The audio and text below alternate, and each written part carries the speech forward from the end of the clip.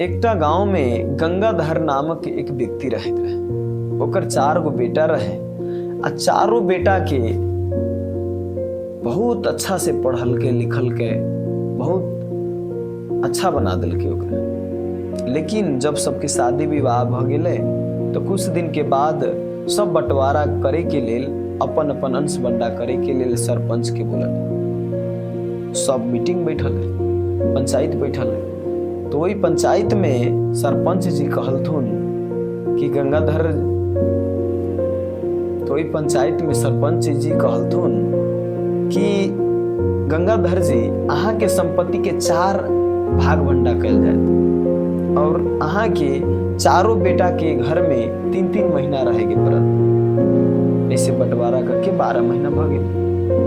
तो ऐसे ही मैनेज करब तो अहाँ के स्वीकार है कि नहीं।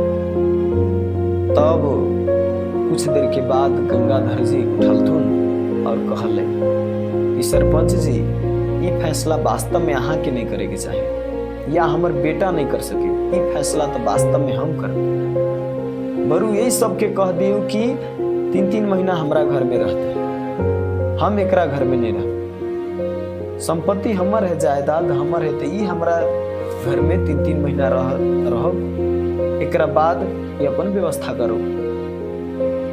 तो पिताजी के बात सुन के सब औक मौक रह गए। तो वास्तव में फैसला पंचायत के नहीं, फैसला कोनो बेटा के नहीं, फैसला होवे के चाहिए तो पिताजी के होवे के चाहिए। ई सही फैसला है। ए बाबा, जे जीवन भर कमा के सब पाल पोषण के बारा कर, जे जीवन भर कमा के तोरा पालन पोषण कर ले, ओकरे 3-3 महीना नौकर जे खा रख यहाँ, कहाँ के न्याय है। वास्तव में सब भाई एक साथ रह के सेवा करे के चाहे माता पिता के।